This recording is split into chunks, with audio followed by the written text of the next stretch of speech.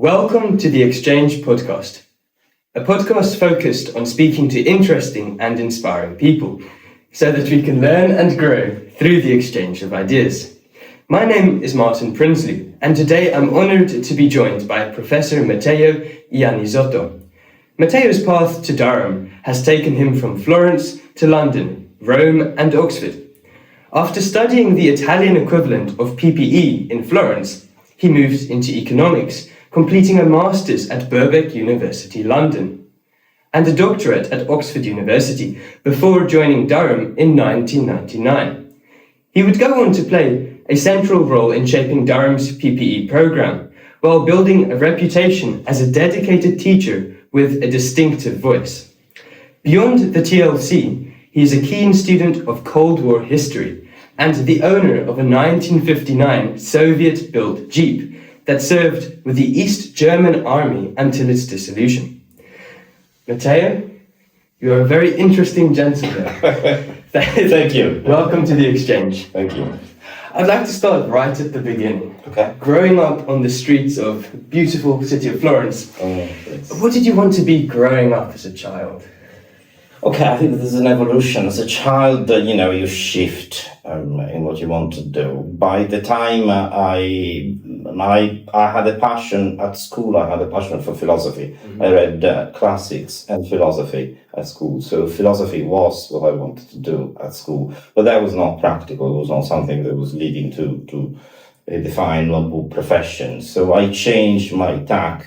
And then the university effectively the equivalent, why I did the equivalent of the PPE degrees, that was the route into the diplomatic service. That's what I wanted to do. I wanted to be a diplomat. Okay.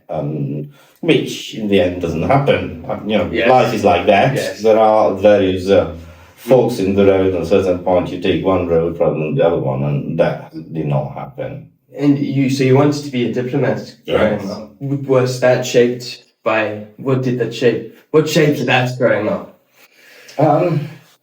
Many things. I mean, I think the extent to which a diplomat has to be, yes, a generalist, but has to understand the deeper questions and be able to frame an argument to an extent that his interlocutors can go forward, appealed to me. There was a way of understanding how things worked from a variety of perspectives, not a single one. Okay. Were you exposed to diplomacy as a career growing up? I met diplomats because that was my interest when I was at university. I couldn't manage to find the diplomats I could interview or not. So that, yes, Italian diplomats, I stress, not. Later on, I've met British diplomats, but not at the time. Definitely not at the time. You met the British diplomats when you came to England, or? Largely, yes. Yes. So you grew up in Italy in the 1970s and 1980s? Yeah, okay. The 1970s was very young. I was a child. Okay. Yeah. You have to remember, I was born in 1968. Yes. So the 1970s, I was, by the end of the 70s, I was 12. So yes, I do remember certain things, yes. But it's... Well, it was the anni di piombo, or the years of lead. Yes. Did that shape you again? Do you feel that shape? Well, sorry, there are certain things I remember. As a child, I remember the day that Aldo Moro, the president of the Christian Democrats, was kidnapped. That I do remember. I remember certain things that happened then. Did it shape my life? No. By the time, because I can't, well, as a child, you're not exactly politically active. I mean, you can read things, but you're not completely political. By the time I could say to have been politically interested and active, that would have been the tail end of my school years or the university level. So we are literally talking the end of the 80s, yes. Because in 87 I left school. So he's the end of the 80s when we are talking about this. The only film by that stage was a scar in Italian political life. It still carried the weight because there were a number of people with whom I had interactions at university that somehow harken back to that tradition, to harken back to that point of view. And then wasn't sure, shall we say, because I did not. So you went to university in 87? Yes, November 87 when I started university. And you ended up studying what exactly?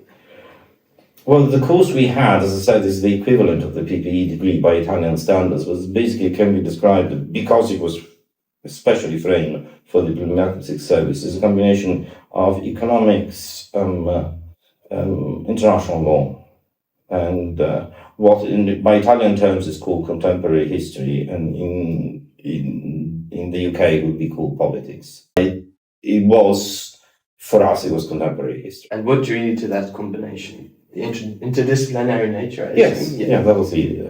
But then it was a design route. I mean, there were different routes within the same faculty that took you different ways. If you wanted to, you could do more sociology. I didn't. If you wanted to, you could do more political science, and I didn't. The one I specifically selected was intended for international relations. It's and the diplomatic service in particular. It was that if you looked at the selection criteria and the interview course for entering diplomatic service, you could see that there was this match with the particular route that I took. The faculty I was in is the Cesare Alfieri, the political science faculty of Cesare Alfieri. It was designed as a copy of l'École Libre des Sciences Politiques in Paris. So you ended up, well, you're an economics professor. How did that come about? Chiefly because of one man, and that man is Mario Draghi. Who is Mario Draghi? Well, and now we have lost count how many things we have to say about him. When I met him, he was just a professor, but he wasn't just a professor. He had been on leave to be one of the directors of International Monetary Fund, if I recall.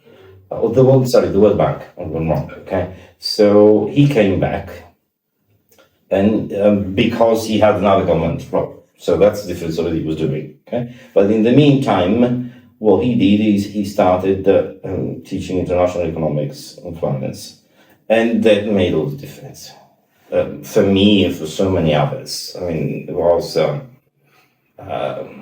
it a game changer. Teaching? Was it? Both, everything. I mean, it was everything. It was the teaching too. To give you an idea, at the time, very few of my fellow students were being proficient in English. He managed somehow, because he was the one who do this, to teach on an English written textbook.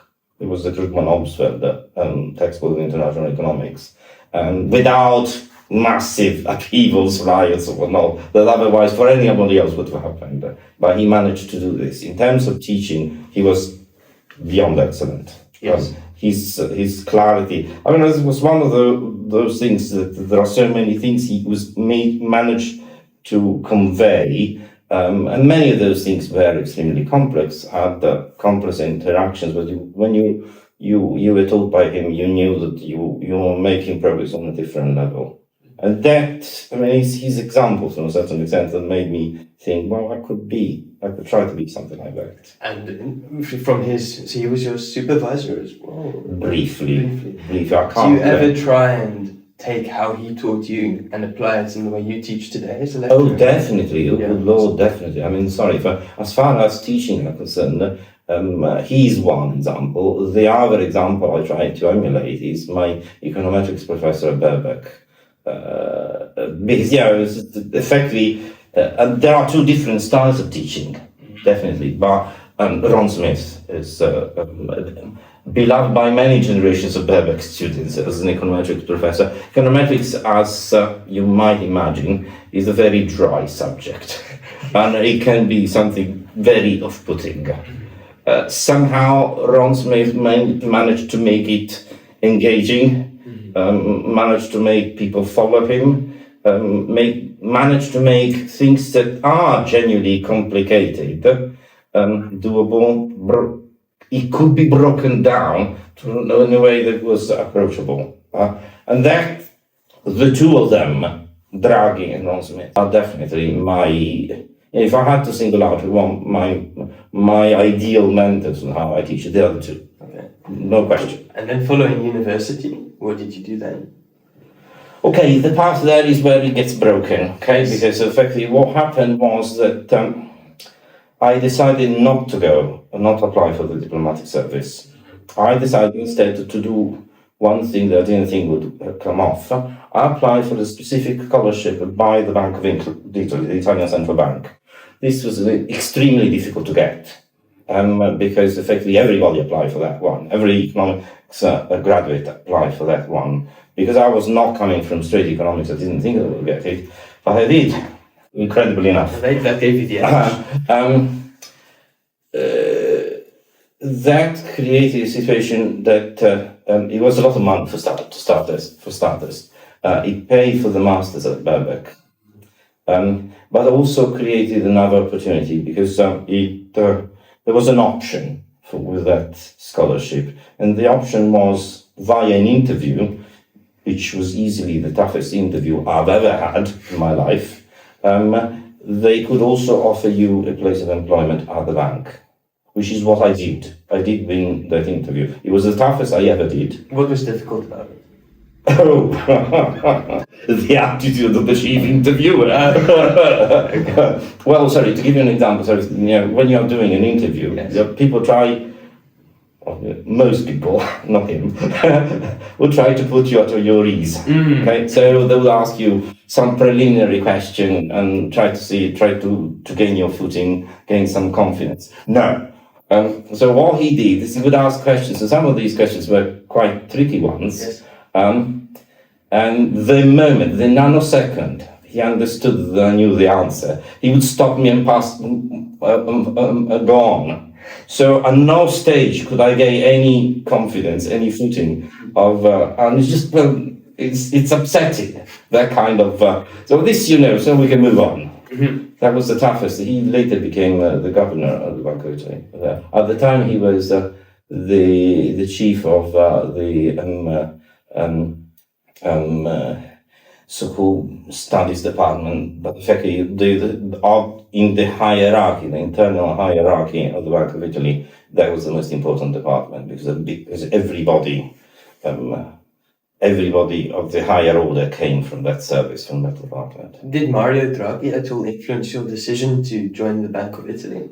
No. Well, I mean, yes, in the sense that it is his example that made me go down that route, but he personally, no. You have to remember, sorry, I haven't explained this, but by the time I came to do the dissertation, for my undergraduate dissertation, yes, Mario Draghi had to resign from being professor because he became the Director General of the Treasury, and therefore he could not be an employee of the state twice by being a professor. Yes. So Mario Draghi, in fact, only supervised the beginning of my dissertation, but not thereafter. So he had no real role in that. So what pulled you towards the Bank of Italy then?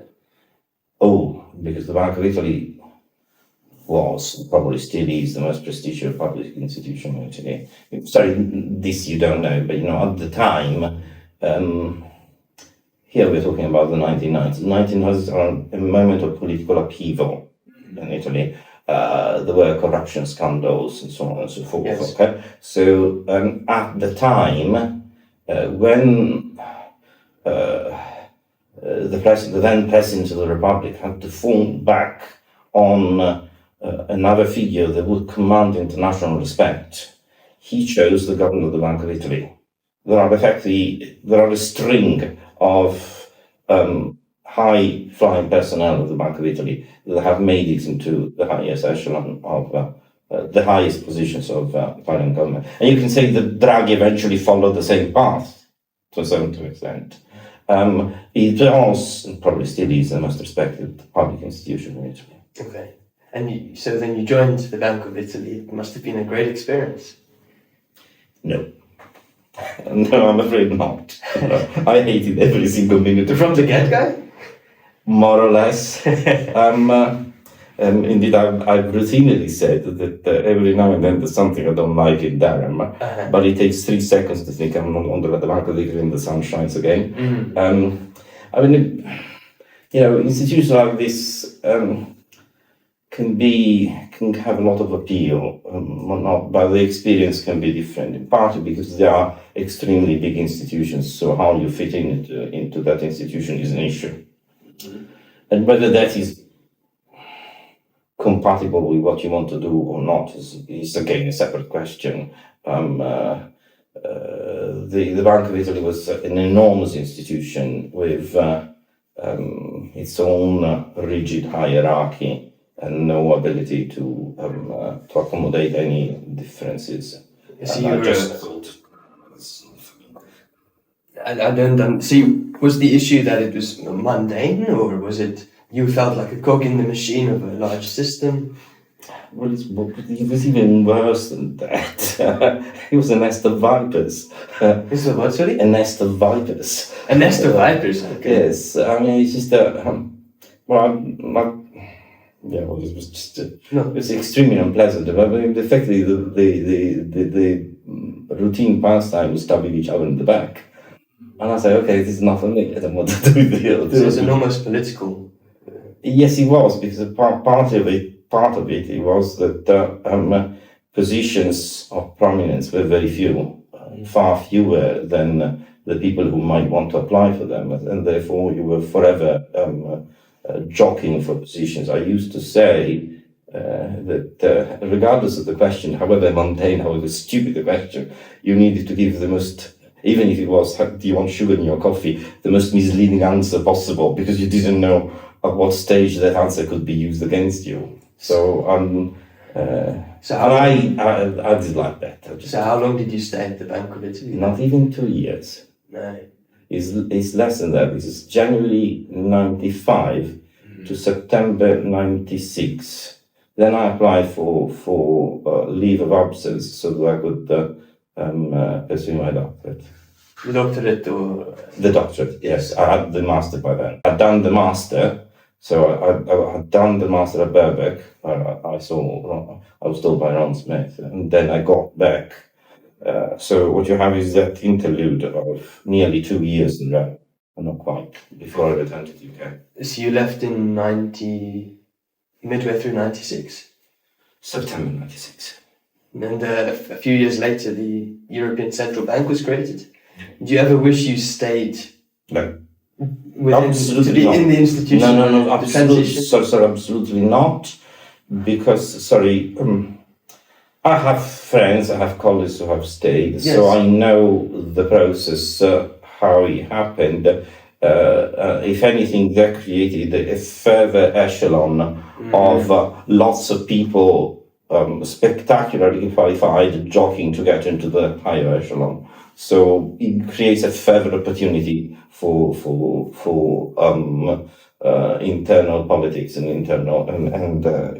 internal stroke external, because then, as you can imagine, it becomes the competition with the other national central banks. And I would never have wanted to stay in the Italian central bank. And it was already clear by the time I was about to go that the game would have changed from trying to get into the higher position of power within the Bank of Italy to trying to get into the ECB.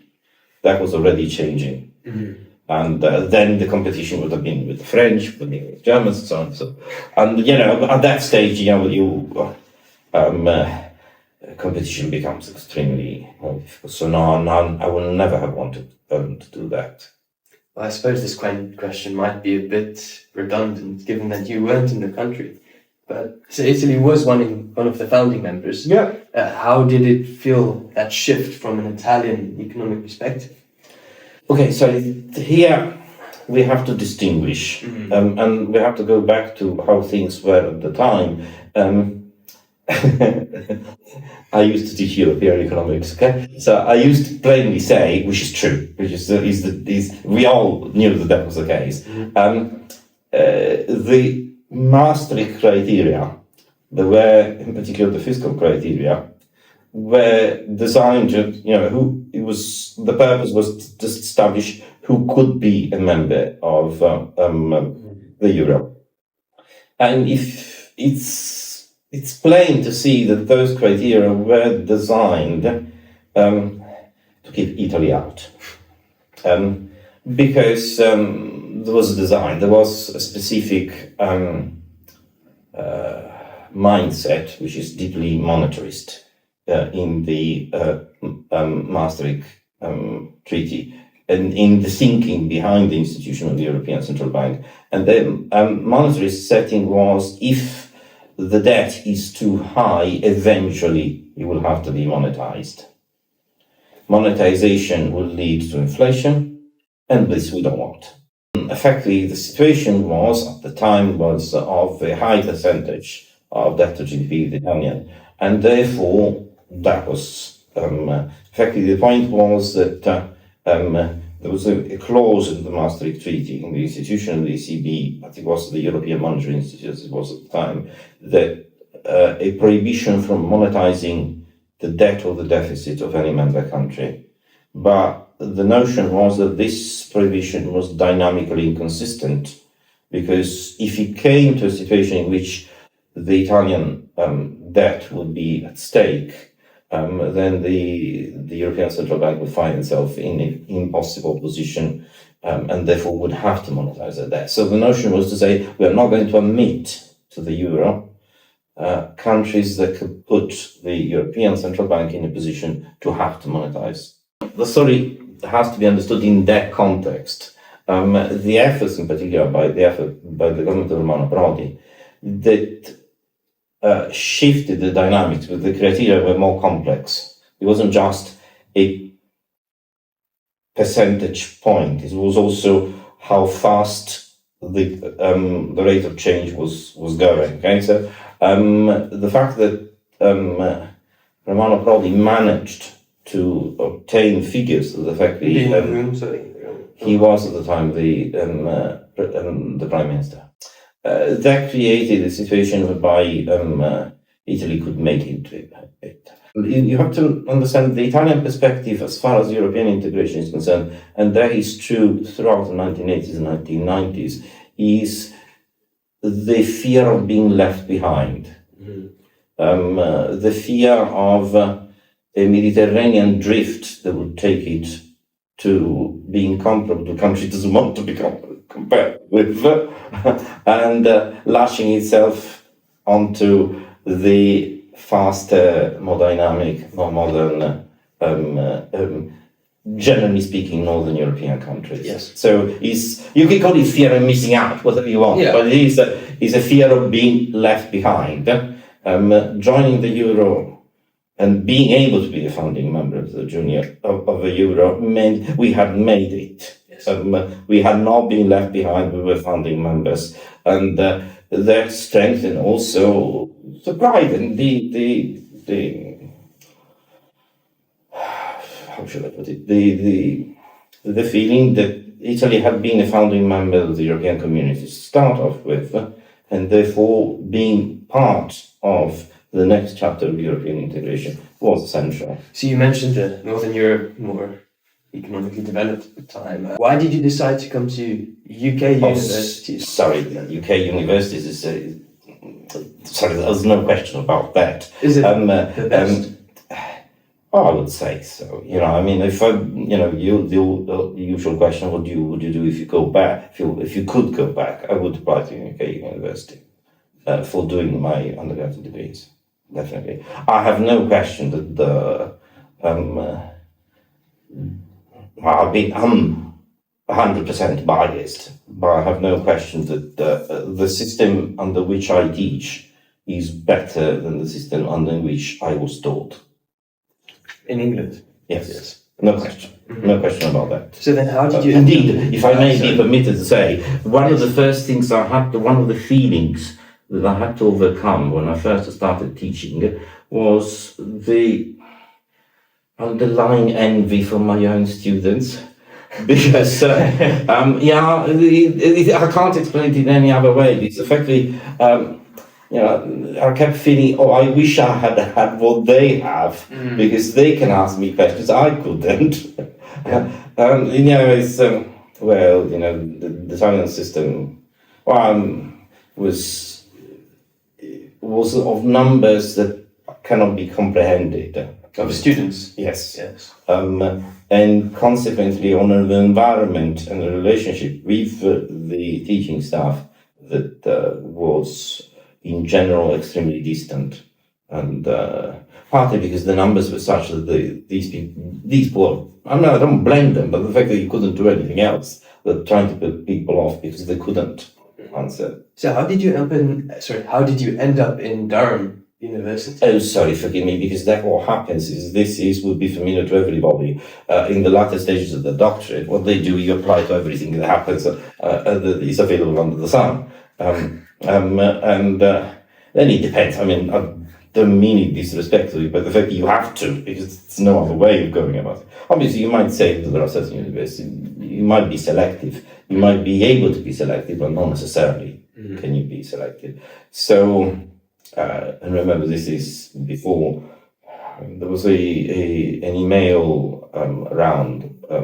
that told you jobs at .c.uk or something like this, that they gave you, there is this position available, this position available. And I applied left, right, and centre and everything, etc. I did, can't remember how many interviews, something like 8. Not all of them went well. Many times because it was my fault. Being interviewed is an acquired skill. You learn with experience. Not all the time you did well. There are several interviews that I can honestly say that I didn't do. Well, you were trained by a Bank of Italy interview. Well, no. It was a different style it was a totally different style of questioning. Not as aggressive, definitely not. But again, then there is a question of how you put yourself, how you present what you have done, not being too arrogant or not, and everything. And you know, I didn't get certain jobs. Some jobs is just as well I didn't get because they were temporary jobs. This one was actually the best one of the lot. Yeah. So there's no accident that I got. I'll tell you one thing as a laugh. Okay, I was interviewed for a temporary position. I think the fellow was going on sabbatical or something like this at I think it was Trinity College, Cambridge. Okay. And I was it Trinity or King's? I'm mixing them up. And now, whatever, get the gist. Yes. So the point is, I was introduced into the room where there was the interviewing panel. This is a college position, not a university position. Okay. And the senior tutor introduced me to the members of the panel. The name of the last one made me gasp a bit because it's about pricing economics.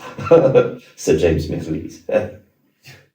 But I came out of that interview feeling that I had dealt with gentlemen. And that's, if you want to know, that's also the style of interviewing. Not aggressive at all. Let me talk. Understanding, well, this is a younger colleague. We don't have anything to prove, so we can let him talk. Yes.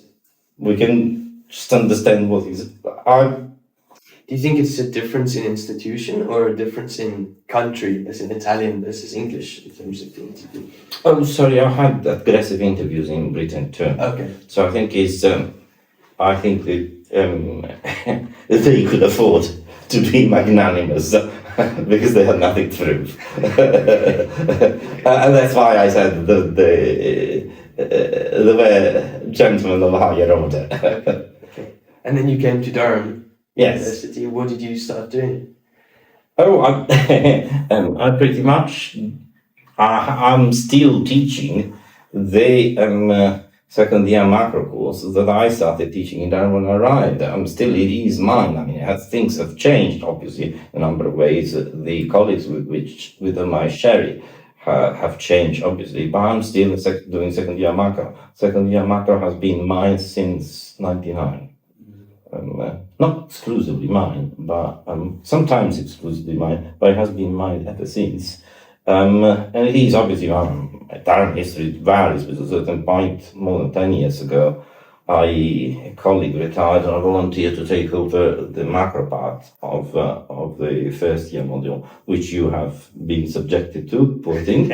And that has created my opportunity to achieve vertical integration between the two modules. Hence the notion that, the first lecture of the second year is I live under the delusion that you remember what I told you last year.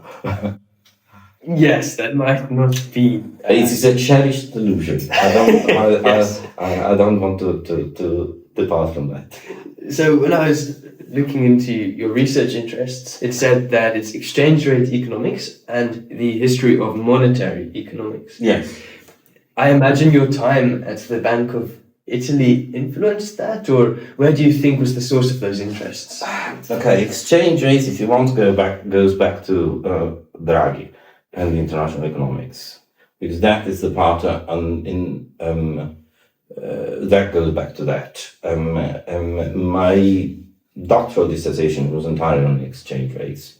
To be precise, it was in the European exchange rate mechanism, so it was all European exchange rates. So that is the route that goes through that. Yes. I can't say the Bank of Italy enters into that at all, because nothing of what I did there was related to that. Okay. Then, as always, what happens is life is like that. Things evolve. At a certain point, your interests shift. My doctoral dissertation was primarily an econometric one. Now I don't do that. Oh, I suppose it was econometric from the, what was it called? Birkbeck University. Yes. Yes.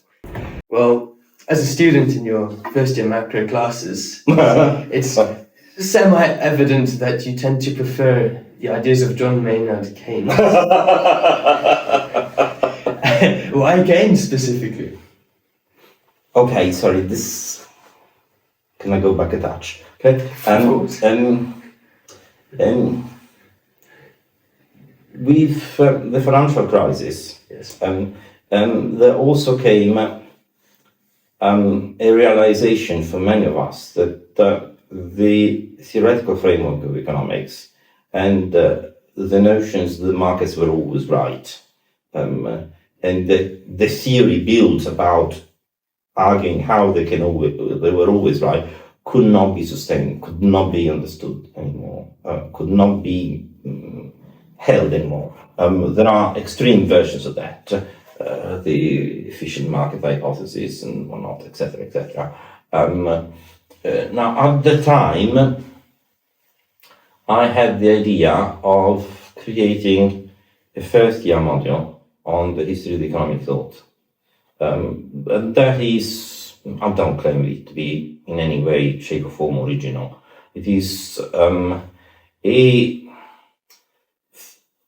in a way, common reaction, so to speak. Things have gone wrong in the world economy, and that those things challenge the established paradigms of economics. And then many people realized that the paradigm is not unique. There have been dissenting voices in the past, and that those dissenting voices had some value. Okay, so that's where I said, well, we need to do this. And as it happens, I had two excellent colleagues who are now retired who said, oh yeah, we want to do this. So the idea of introduction of history economic thought was mine.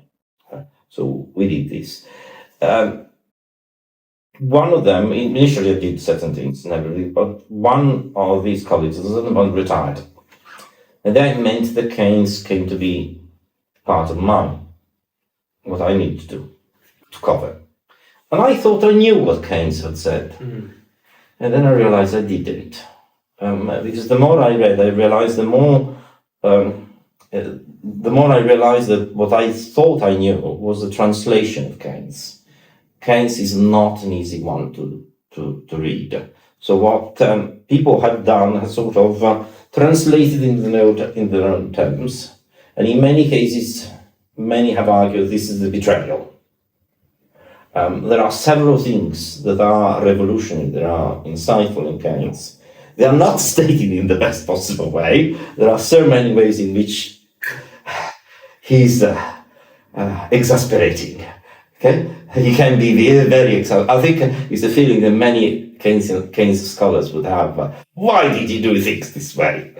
But if you take the effort, then there is a reward that is waiting for you. That is worth having, rather than taking the shortcut of the simplifications that over the years have been made to the general theory and others. Okay, I'll give you one example because otherwise you won't understand me. The standard question: if you could bring Keynes back to life, what would you ask him? Why would you? What is it that you would ask him if you could have him with a neutral board or something like this? What is it? Well, I can tell you what I would ask him. Why didn't he draw the diagrams?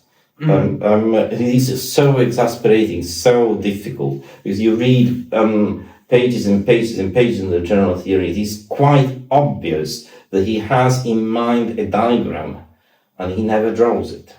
There is one diagram in the general theory, and it is not on his theory. It is one he's rejecting, and that is so maddening. And when you start, when I started researching, I got in touch with phenomenally more prominent and more learned Keynesian scholars than I can ever be. Victoria Schick is a classical example, now no more, unfortunately. I kept asking, but Keynes was referring to these, but are these standard diagrams? Are they to be found in Maastricht? No, none of this was to be found anywhere. So he created his own, perhaps? They were in his mind, they are on the page, because as you follow the words, you think, he's evidently thinking of a diagram, but the diagram is not drawn. And that creates a phenomenal degree of ambiguity, and has has effectively created the possibility of misinterpretation. Yeah. I'll give you one example. One of the classical stories you read all over the place is that Keynes concentrated on demand and disregarded the conditions of supply. Okay, you read the actual general theory, and you will find mention of aggregate supply all over the place. So that's not true. Okay, and it isn't true. And actually, the derivation and the shape of the aggregate supply curve is an issue that has to be worked out. So if he had actually had a diagram that said aggregate demand and aggregate supply, it wouldn't have been so easy for people to say, oh, he disregarded conditions of supply. He didn't. He most definitely didn't. And the other one is, he assumed that prices were constant. No, he didn't. He actually did. There's no way he did that. Do you often argue with Keynesian skeptics? Within the department, maybe? As you know, Peter Wagner and I shared the office, and we agreed not to be there at the same time. I mean, we agreed not to talk about Keynes because then we would entangle into this. But it's the issue that arises is if you actually read the man, then you see not all these things. No, they're not there. Then all these things that are being told, fixed prices, disregarded supply, and so on and so forth, they're not there. So he didn't say these things. He was made to say them afterwards. Translations of the general theory cut corners because and decided to summarize things in a way that a few schedules of a few equations could do, and cut the rest. There's so much more, but what there is, the part 4, the inducement to invest, is the most difficult one. It's by far the most difficult one. It's also the most rewarding, but you have to bang your head against it. And it is extremely difficult. And several stages you ask yourself why he wrote things that way. And there's a wealth of Keynes scholarship that has happened afterwards that I found extremely stimulating and interesting. Once you once you go down that path, once you start seeing it as the radical revolution that it was, and it is in the first instance is an epistemological revolution. It comes from the notion we cannot assume that we know the path of the economy in the future. We don't know, then many things change, and that is so engrossing. Sorry, I get carried away. I know. Oh, you said. I said that. I'm sorry, I get carried, but I do. I really think that it is. And for that matter, forgive me. There are those who have followed his path, so to speak, who have actually made the effort of reading him rather than the translation of Keynes. And the name of Hyman Minsky is an obvious one. Okay. Minsky was a dedicated follower of Keynes, and his work on the financial instability hypothesis had largely been forgotten, except in the confined circles of the post-Keynesian school, heterodox school. But it became mainstream and all the talk of town with the financial crisis. But I would make the claim. I'll make this claim every time. You can't understand the financial instability hypothesis if you have not made the effort of understanding Keynes in the first instance. Okay, so Matteo, briefly, let's talk about the political and economic state of the world. The debt to GDP ratio now sits at 237% in Japan, 125% in the US, depending what time you read, and 101% in the UK. So there is a theory that when governments carry very high debt burdens, as evident in these countries, they constrain their own central banks, because the fiscal cost of these higher rates will become economically burdensome or painful. And one can by default say when it's economically burdensome, it can become politically unpopular as well. And the question is, do you think we're seeing some version of that today? Well, to an extent, definitely. I mean, it changes from country to country, but definitely that is the case. And one of the issues that we've come to realize is that these things are interconnected, okay? So there is an extent to which you cannot separate the government debt and the fiscal position of the government debt and its own central bank. Because the central bank, however much we have emphasized the independence of the central bank, is actually a government institution. The ability to issue a currency, it is an act of sovereign power, and that rests with the government. So the notion of the central bank being totally independent of the government cannot be. Knapp in the early 1900s says money is the creation of the state, or something like this. Okay, and this creates a tension, and this is particularly true in a world that is disconnected from commodity values. Okay, i.e., with the abandonment of the gold standard. Okay, when you have a currency that is issued a costless currency, then you have an issue on the size of the debt. Yes. Because effectively what you have is forever the possibility of that debt being repaid in costless currency. What you have there is a tension that cannot be resolved. Okay? And it's a question of striking a balance. So are we seeing this? Yes, to an extent. But it is, can we do without it now? The return to the gold standard is a bad idea. A bad idea. And we know that. The gold standard that constrained economic growth, global economic growth, in a way that could not be managed. And it would be an issue nowadays, much more nowadays than it was at the time. Here there is a tension. The gold standard created the stability and hence predictability. Yes. And that was good, but also constrained potential growth. So what you want to have is a situation in which you can grow, still remain credible. And this is possible for some currencies, the reserve currencies of the world, the euro, the yen, the dollar, obviously. But it's not possible for everybody. And then, again, this is why the question depends on the country we are talking about. There are countries that can afford to be in a situation in a high level of debt to GDP because they have a currency that plays an international role, and other countries that can't afford that.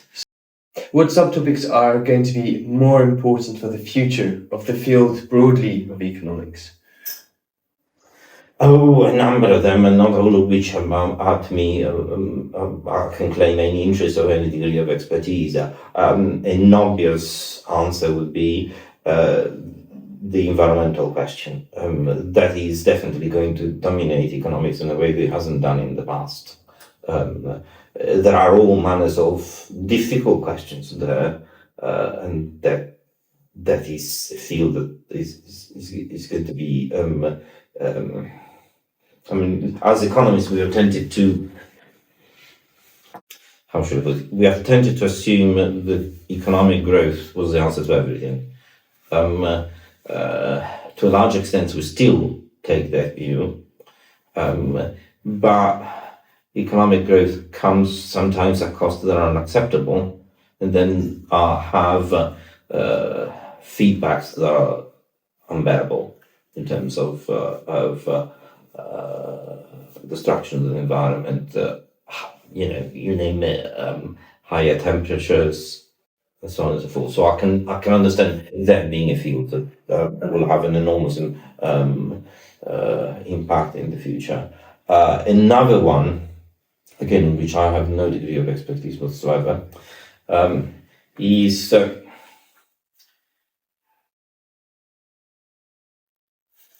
if you understand economics as the interactions of humans in the ordinary business of life, of how to satisfy the needs of life, then inevitably economics is rooted in human behavior. Human behavior is subject to biases, is subject to patterns that in economics we tend to disregard. Oh, that's psychology, we don't want to deal with that. Those are the bad social sciences that we don't want to give. Behavioral. Yes. What we tend to do is to create fictional individuals, the Homo economicus that does this, that, and the other, etc. And it is abstract from his context, and that's not possible. That's not more than not possible. It's misleading. So understanding how the social animal that is man is placed in that context, and that context shapes the economic decisions of that for me is a field that goes forward. There is I don't know if I've bored you with this, but there is Thorstein Veblen, who's in many cases an odd character. There is an essay on why is economics not an evolutionary science.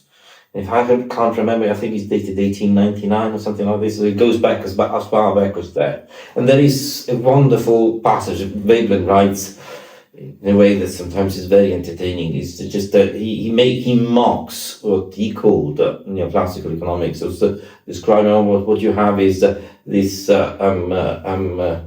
self-contained globule of desires that has no antecedent, no past, no future, nothing, and he's forever at rest, and when a shock happens, works out what to do. I mean, it's the utility maximization kind of story, and is not connected to anything else. There's no evolution. It is perfect as it is. I mean,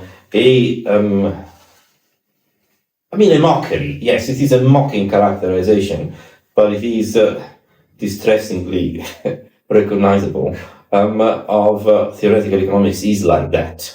The absence of history, the disregard for the future, the notion that we all choose independently of others. We don't. Yes. We were talking about fashion earlier. Okay. How do you introduce fashion in economic theory? That's a complicated story because effectively you don't buy, so you don't wear something because you like it.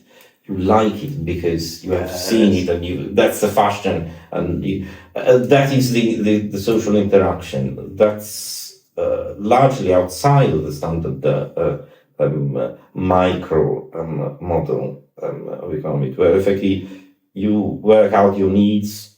That's what it is. And it misses the need of looking like everybody else, fitting in, that kind of thing. And that's the field where I think a lot more there's a lot more that can be done. Behavioral and environment. Yes. Yeah. Okay. And I'm curious, and looking back over your 26 years and 11 months as at Durham University, are there any students that you're particularly proud of? Oh, too many to mention. Sorry, far too many. Far too many. Far too many to mention. Well, for them, if you want to know, in London, as I was in London on Saturday, I caught up with two of them. Yeah. So yeah, by all means. Again, in all this, what happens is there are students I remain in touch with, and others that like that I don't see anymore. But no, there are far too many. Far too many. Yes. And on this respect, can I stress one thing?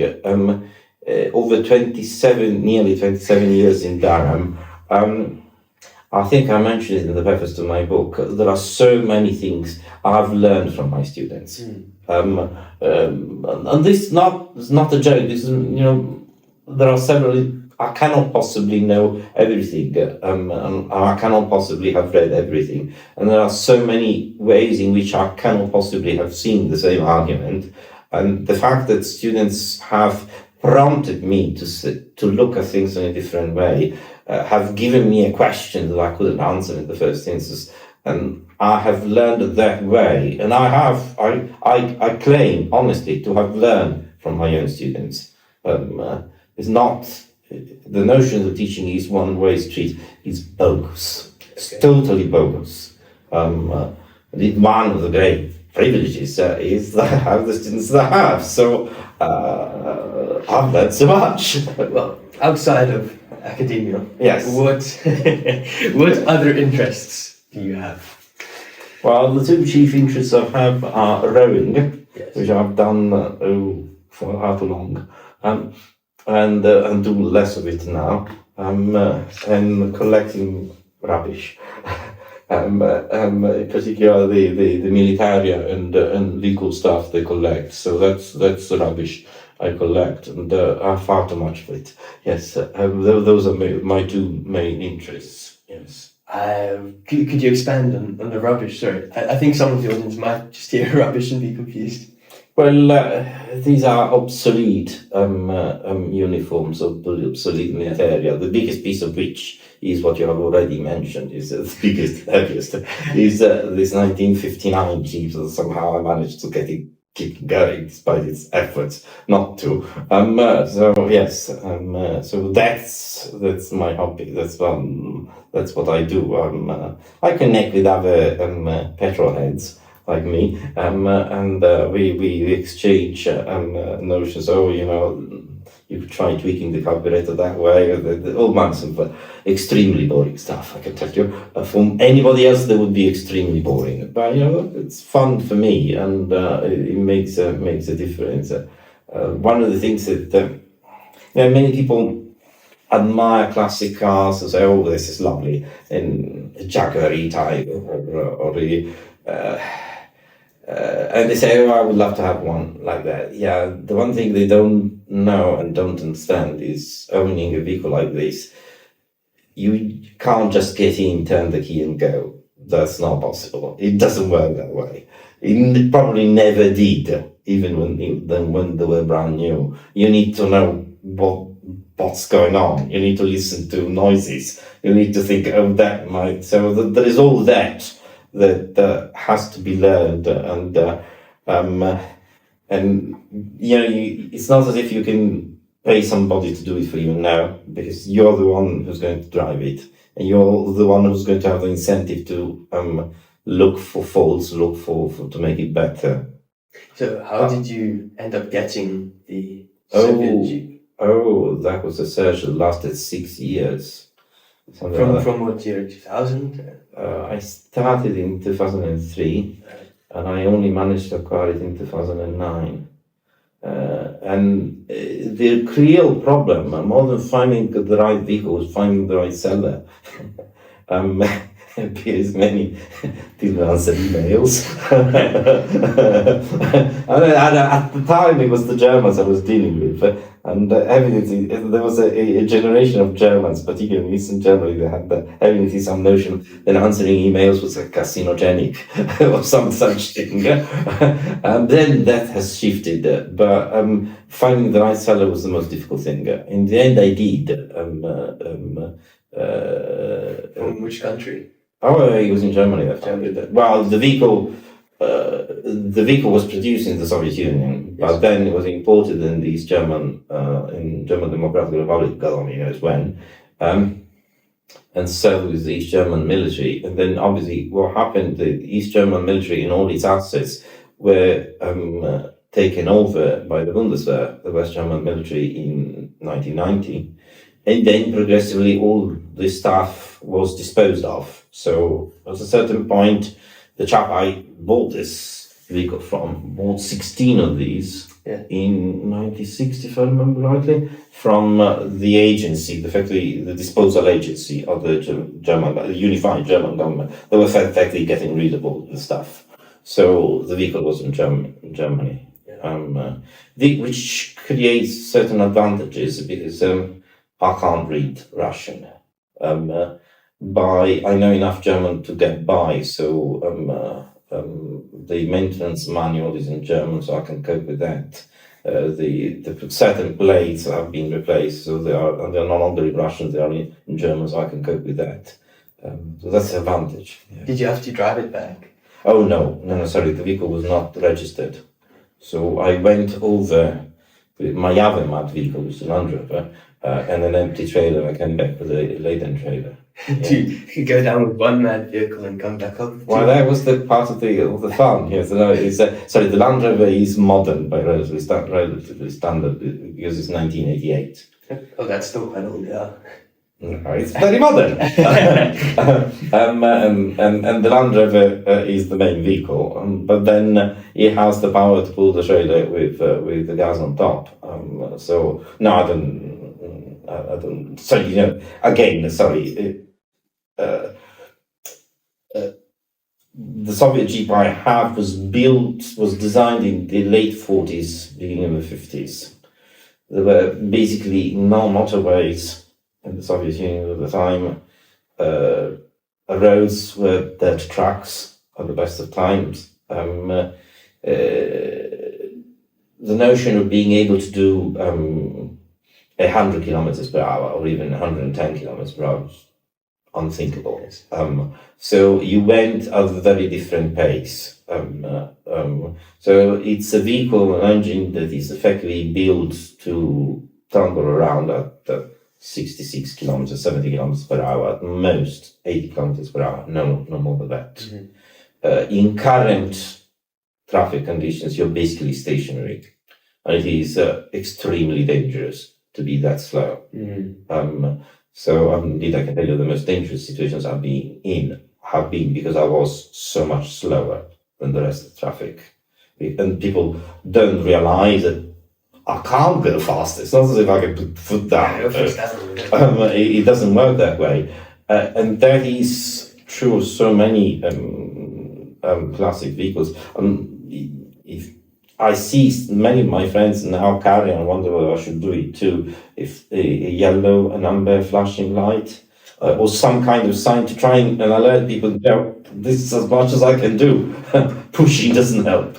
And when's the last time you've driven it? 10 days ago.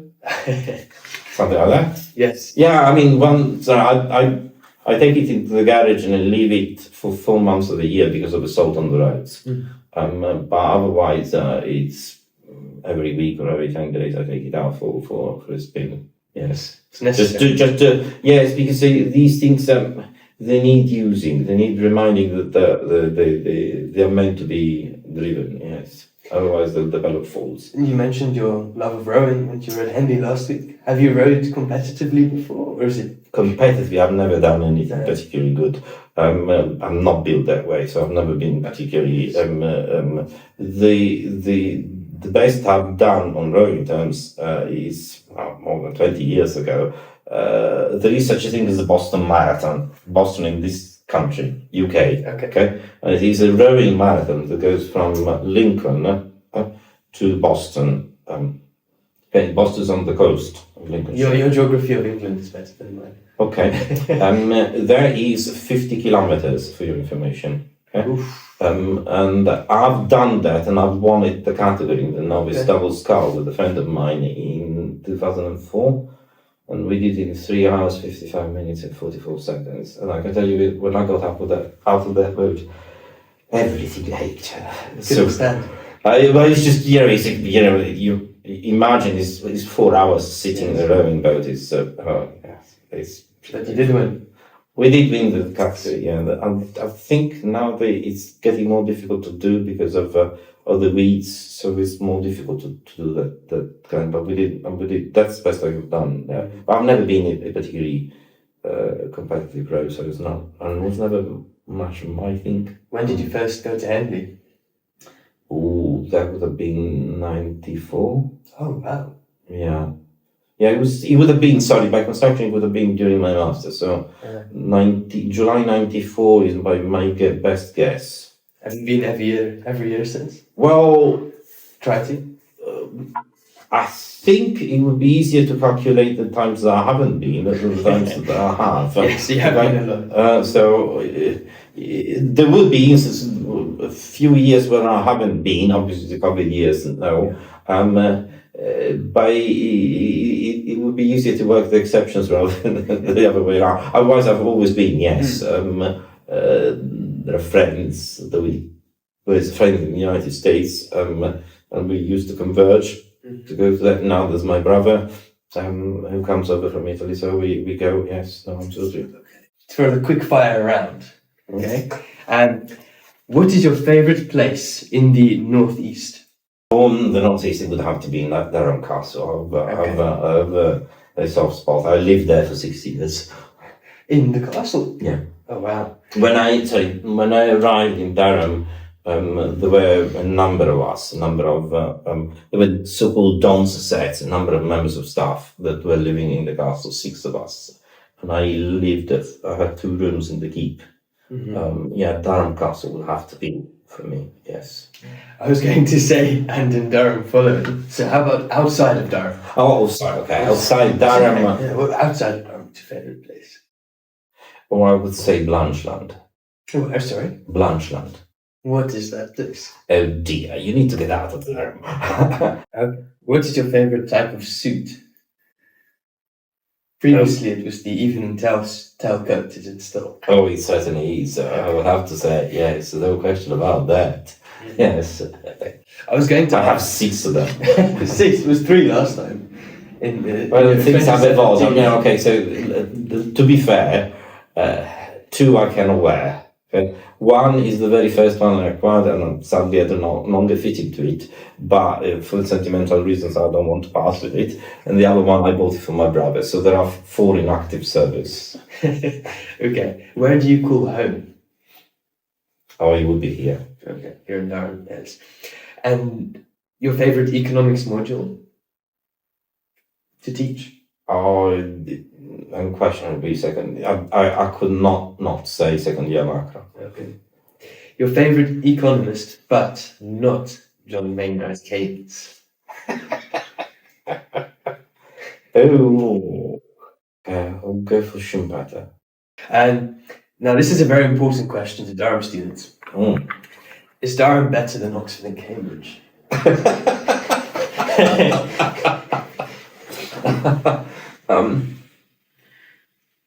Okay, can I answer it in a different way? Okay, I don't know Cambridge, so I will not say anything about Cambridge, but I suspect it will be the same, okay, because certain things are identical. Oxford is not for everybody. There are many students, many excellent students I've had in the past that I don't think would have done very well at Oxford at all. Indeed, and I can't imagine they would have done that well at Cambridge either, because the structures are the same. The structure of teaching, in particular, the tutorial system in colleges, are, broadly speaking, similar. So I can't imagine they would have worked well. And I don't think, again, part of the issue, part of the things that are, for that matter, I'll go further. I'll say that I would not have coped well as a student in the Oxford system. Because for me, it takes time to learn. It takes time for what I read to sink in. I may have to read it again and again, and I have to have that time. The Oxford, I can't imagine the Cambridge system being any different, hasn't got that time. I remember a student at Oxford said that the term was 8 weeks of crisis management. And when I repeated that story at high table once, there was one of the law fellows who quipped, "Excuse me, where does the management bit come in?" And there's so much of that. This is true on both sides, both students and academics. That basically the feeling of never having the time.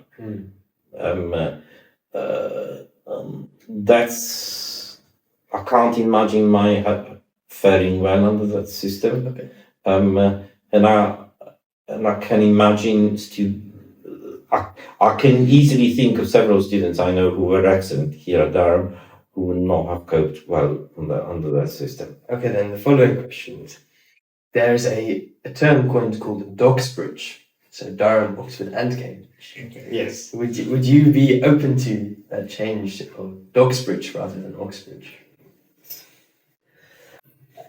Well, out of Durham You can pride, pass, you can pass. Sorry, out of Durham pride, I would say yes, but Doxbridge. but to be fair, I mean there are a number of other, not just Durham, who would have a claim to being included. I mean, but let's be fair, okay? So there would be other universities who would have that claim. Yes. So you start with St Andrews and go on. So It's an amusing discussion. it is, yes. So As a joke, yes. yes. I've got two final questions. If you have a message to first year PPE and economics students, what would that be? Joining in, say, September, October. Read around is what I would say. Okay, and many students have been graduated. So what would your message be to those graduating this past Oh, year? that's easy. Keep in touch. Keep in touch. I'm glad to receive messages say, and there are, as I said to you, there are students who reach out and you don't remember me, and sometimes say, yes, I do. This usually happens because they want a letter of reference. They're going into accounting and then they have seen the light and decided not to. That kind of, after years of that, they decided to do something else. So yes, keep in touch with my there are all manners of oddities that happen that way. Well, Matteo, thank you so much for this interview. Thanks to you. I've had great fun talking about everything. It's great. Thank you so much. Thank you. Thanks to you. Appreciate it. Thank you.